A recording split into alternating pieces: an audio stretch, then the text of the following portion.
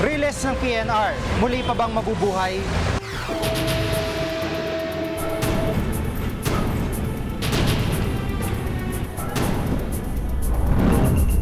Umaalon minsan lalo na pag mabilis, natatakot ako. Mga biktima ng mistaken identity, nakakamtan ba ang hustisya?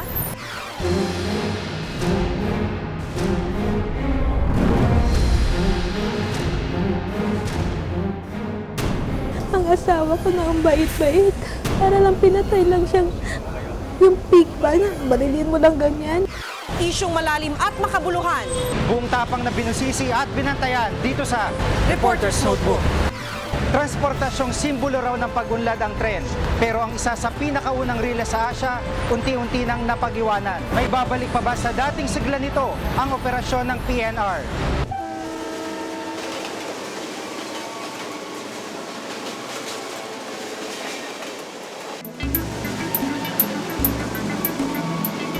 Isang Pilipinas sa mga bansang unang nagkaroon ng railway system sa Asia. Panahon pa na mga Kastila, gumulong ng biyaheng riles sa bansa. Taong 1888, nang buksan sa publikong biyaheng Malabon hanggang Tondo. Nagpatuloy ang pamamayagpag nito hanggang sa panahon ng mga Amerikano. At noong dekada 60, itinatag ang Philippine National Railways o PNR. Ang namamahala sa mahigit 900 kilometrong linya ng riles na bumabaybay mula La Union, Kamaynilaan hanggang Bicol. Pero kung gaano katatag ang transportasyong ito noon, tila pinagkaitan nito ng sigla ngayon.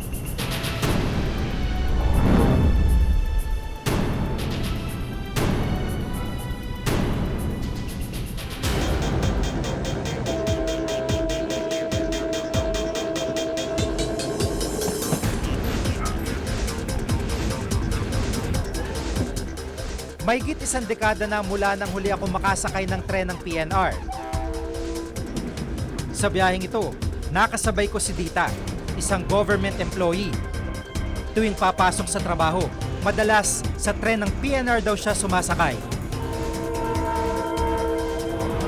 Kung sasakay ka kasi ng kung mag-jeep ka tapos mag-LRT ka, iikot ka. While dito, diretso lang. Paglabas mo sa may DOST, malapit lang sa may Bigutan Park, sasakay ka na dito, tapos diretso ka ng pauwi. Sa bawat sakay ng tren, saksi daw siya sa mga problemang kinakaharap ng transportasyong ito. Umaalon minsan lalo na pag mabilis, natatakot ako. Gandahan lang nila yung train itself, na medyo comparable naman dun sa isa. Kahit hindi na siya aircon, yung maging mas malinis, lalo na sa mga upuan. Napaglumaan man ng panahon, sa tren pa rin sumasakay si Dita at ang iba pang parokyano.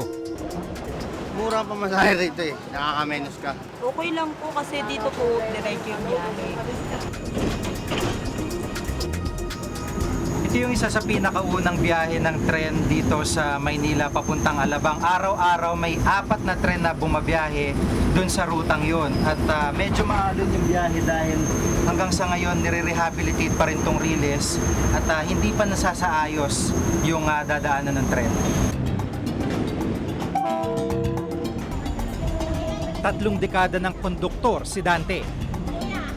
Sa tagal niya sa serbisyo, kabisado niya mga pagbabagong pinagdaanan ng tren. Dahil noon napakaraming biyahe noon. Madaming biyahe. Meron tayong biyaheng Carmona. 26 yon, round trip. Tapos meron biyaheng Guadalupe, 18 yon. Karaniwan na raw ang pagkaantala tuwing babiyahe ang tren. Yung mga tren na tumatakbo dito, dahil isa na lang yung riles, pag minsan may pagkakataon pa silang huminto mga 20 minutos para hindi magkasalubong o magkabanggaan. So ito, ihinto, magmamaniobra, saka papasok yung kasalubong na tren bago ulit dumiretso naman sa kanyang biyahe. Taon-taon, tila patuloy ang paglobo ng pagkalugi sa operasyon ng PNR. Mula sa mahigit 100 milyong piso noong 2005 hanggang mahigit 500 milyong piso noong 2006. Ang karagdagang budget ng pamahalaan para sa operasyon nito noong 2007 ay umabot ng mahigit 1 bilyong piso. Napupunta ito sa pagpapaayos ng mga linya ng riles at ng mga tren.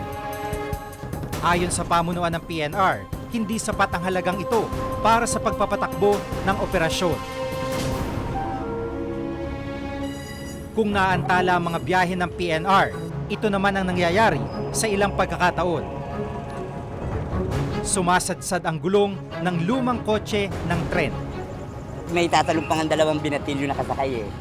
Sumigaw ako, wag, sabi ko. Tapos, tumatagilid na siya, gumaganon na. Kala ko dire-diretso eh. Talagang tutumba na eh. Ngayon, hindi naman ito overspeeding eh. Nagkataon lang siguro na medyo kaya naputol na yung mga kabyo niya. Sa ngayon, halos araw-araw, pero hindi yung biyahe lang. Meron yung ibang unit, halimbawa yung tamping machine, alidis ka rin. Kasi nga dahil nga lang sa wooden tiles pa, hindi pa yung concrete tiles. Kasi itong mga contractor, hindi mo makapagpalatag ng mga release nila hanggat merong mga informal dwellers na nandun.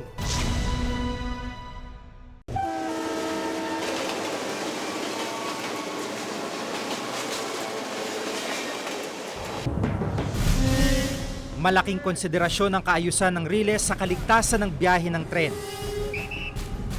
Kitang-kitang ilang bahagi ng riles napabayaan na. Sa ilang lugar, lubog sa putik at basura ang riles.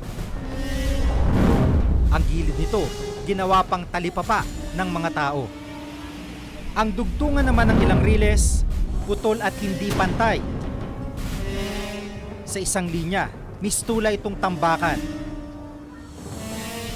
Ang pamilya namang ito na nagkakasiyahan, sinakop ang isang linya ng riles at tinayuan ng tent.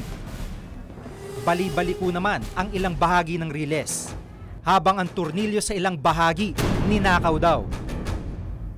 Tila anino na lamang ng dati nitong popularidad at maayos na anyo ang tren at riles ng PNR. Kung gaano kabilis sumunlad ang tren sa ibang bansa, tila nadiskaril naman ang usad ng tren ng PNR.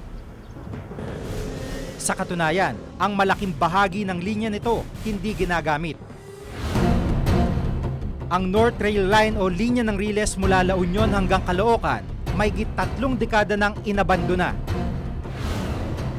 Noong 2002, isang rehabilitation project ang pinirmahan sa pagitan ng North Luzon Railways Corporation at ng China National Machinery and Equipment Corporation. Mahigit $500 milyon o mahigit 20 bilyong piso ang pondong inilaan para sa Phase 1 ng North Rail. Pero dahil sa balot ito ng kontrobersya, hanggang ngayon, usad pagong pa rin ang proyekto. Bukod sa overpriced umanong proyekto, illegal pa umano ang kontrata. Ang South Rail Line naman o linyang mula Laguna hanggang Kabikulan, hindi pa naisasaayos ang pinsala dulot ng kalamidad. Hanggang ngayon, nasa bidding process pa rin ang planong rehabilitasyon. Sa ngayon, tanging ang linyang nagdudugtong sa North Rail at South lamang ang nagagamit.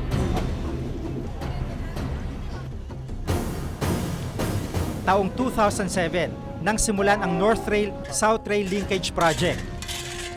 Mahigit $50 milyon o 2.5 bilyong piso ang inutang na pondo para sa pagsasagawa ng Phase 1 nito. Nakatakdang matapos Disyembre ngayong taon ang proyekto, pero hanggang ngayon, hindi pa rin kumpleto ang pagsasaayos ng una sa 2 linya ng riles. Nagkamero kami ng delay sa relocation ng mga squatters. Kasi itong mga contractor, hindi mo makapagpalatag ng mga release nila hanggat merong mga informal dwellers na nandun. Ang mga informal settler ay isa sa pangunahing balakid sa rehabilitasyon ng PNR. Sa pinakahuling tala ng PNR, halos 4,000 sa mahigit 30,000 pamilya na lamang ang hindi na i-relocate. Tinataboy man ng mga iligal na naninirahan sa gilid ng riles, tila unti-unti pa rin nagbabalikan ang ilang pamilya. Demolis kasi kami dyan dati, wala kaming bahay. Dito ko na kami.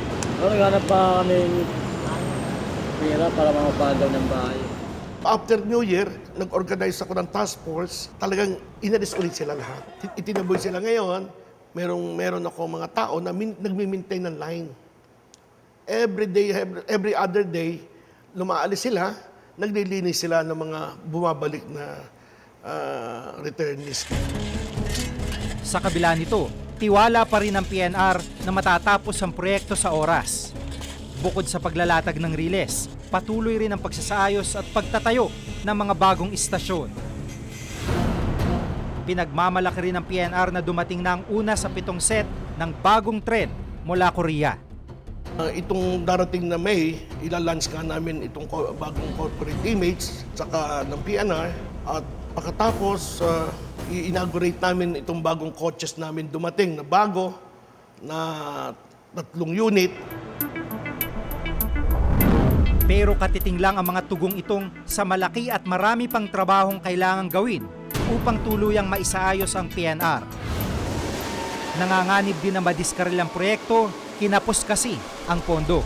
$15 milyon o mahigit 700 milyong piso ang hinihingi ng PNR na karagdagang pondo. May kakulangan po, kaya meron ng supplemental na 15 million. Ngayon po, aaprubahan pa lang sa NEDA Board. Pag naaprubahan po yung sa NEDA Board, yan po ang ating gagasusin sa pagpapabakod. Sinasabing simbolo raw ng kaunlaran ang tren. Pero kung ang naghihingalong kalagayan nito ngayon ang pagbabasehan, mukhang matatagalan pa bago natin makamtan ang inaasam-asam na pag-unlad. Ako si Jigo Manikad at itong nakatala sa aking Reporter's Notebook.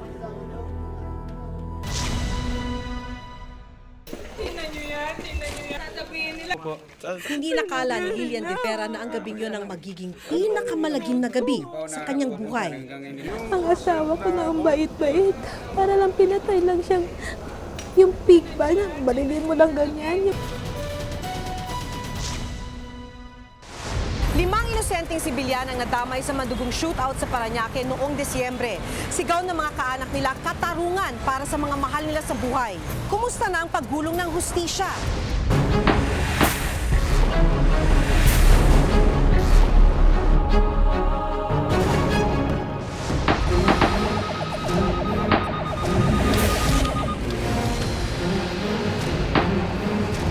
December 5, 2008. Sa isang police operation sa Parañaque, nasakote ng mga pulis ang ilang miyembro ng sindikatong Waray-Waray Gang. Matagumpay sana ang operasyon, pero hindi lang mga kriminal ang napatay, hindi pati ilang inosenteng sibilyan. Kasama yung anak ko, binaril. Binaril nila. Hindi nakala ni Lilian de Vera na ang gabing yun ang magiging pinakamalagim na gabi sa kanyang buhay. Nakatakbo pa. Kasama sa mga namatay sa shootout ang kanyang asawang si Alfonso at 7 taong gulang na anak na si Lia.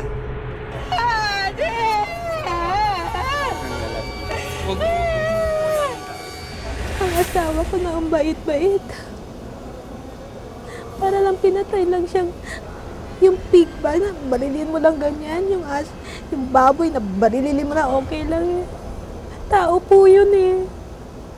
Wala ho siyang kalaban-laban sa kanila. Napagkamalang getaway vehicle umano ng mga sindikato ang sasakyan ni Alfonso, kaya't pinaula na ng bala ng mga pulis. Huli na nang malamang mga sibilyan pala, kabilang ang isang bata ang nasa loob ng sasakyan. A policeman should have moral attitude. Yung morality ba nila na hindi na i-consider nila ang tao as tao. Irespeto nila yung life ng tao. They are sworn to do it. To protect that particular right. At bakit sila mismo ang lumalabag dito? Nabiyuda rin ng di oras si Marites. Nadamay din kasi sa shootout ang asawa nitong si Bernard, isang glass panel installer na nagtatrabaho malapit sa pinangyarihan ng krimen. 10 o'clock flash report na meron daw nagkaroon ng enkwentro doon, Parañaque shootout. Sabi niya, positive. Si Kuya Bernie nasama sa shootout. Doon ako nag-iiyak talaga. Paliwanag ng pulisya kay Marites, aksidenteng nasagasaan si Bernard habang nagaganap ang operasyon. Pero hindi ito matanggap ni Marites. Meron dapat managot. Kasi sino pumatay sa kanya? Bakit siya nasagasaan? Bakit puro siya ng mga bruises, puro siya ng mga pisak ang dalawang mata, busal-sal ng uso, puro siya pasa-pasa, violet ang buong katawan. Sino dapat managot? Meron dapat managot. Sa cellphone video na ipinakita ni Marites, nakitang dumanas ng hirap ang asawa bago namatay. Kinalaunan, napag-alamang napagkamalang miyembro ng sindikato si Bernard. Pero hindi masagot ng Philippine National Police ang akusasyon ng pangtutorture sa biktima. We do not tolerate that. Yung gagalawin ng investigador o yung arresting officer yung tao, no? Malinaw na mistaken identity o napagkamalan ang mag-amang De Vera ayon na rin sa mismong investigasyon ng PNP. Malaking pagkakamaling naging dahilan ng pagkakamatay ng mga sibilyan. Ang problema dyan kuminsan is yung pinapresent namin ng mga suspects doon sa pre-operations briefing para sa team leaders, hindi na nape-present sa pagbaba. Philippine National Police Health Service General Hospital. Sa isinagawang hearing ng Commission on Human Rights noong April 3, pigil sa pagsasalita ang pulisya, maging ang mga pulis na sangkot sa naganap na operasyon sa Parañaque. Sa unang pagkakataon, dumalo sa pagdinig ng CHR ang PNP. Sa nakalipas kasing 3 hearing, hindi sumipot ang mga inaakusahang pulis. Pero ang ilang oras na pagdinig, halos nauwi lang sa wala. But considering that my clients are possible and virtual suspects in this case and not only ordinary witnesses, since they have all been were all present in the incident, then as held by the case of Galvan, then they have the right to an absolute silence. Muling tumangging magbigay ng anumang salaysay ang mga pulis, kaya't ipagpapatuloy na lang daw sa susunod na buwan ang pagdinig. Labis na ikinasama ng loob ng mga kaanak ng mga biktima ang itinatakbo ng pagdinig at pananahimik ng mga pulis.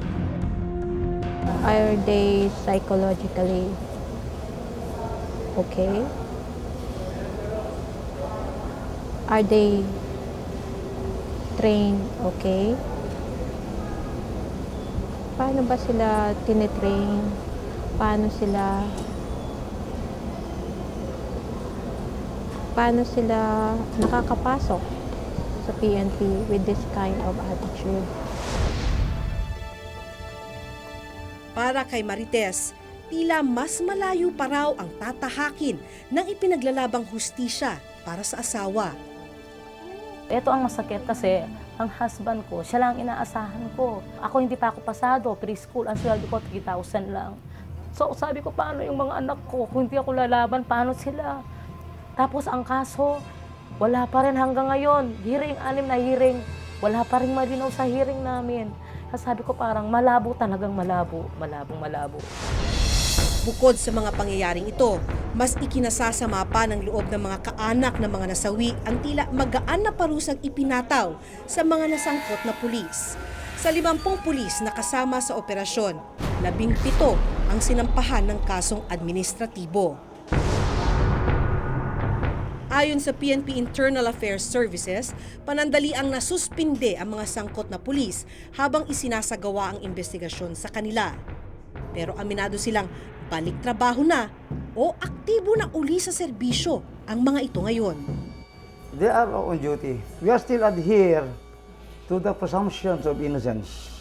That's why we are now conducting hearing to determine whether they are guilty or not. Usually, kung may good impression dahil nahuhuli o napupugsa yung mga kriminal, ay buram-bura yan pag may nangyaring lumalabas na mayroon palang sinasabi nilang collateral damage.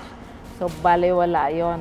Ang sakit-sakit ng mamatayan ka, mawalan ka ng mahal sa buhay. Pagkatapos mayroon pang denial, bago inaamin.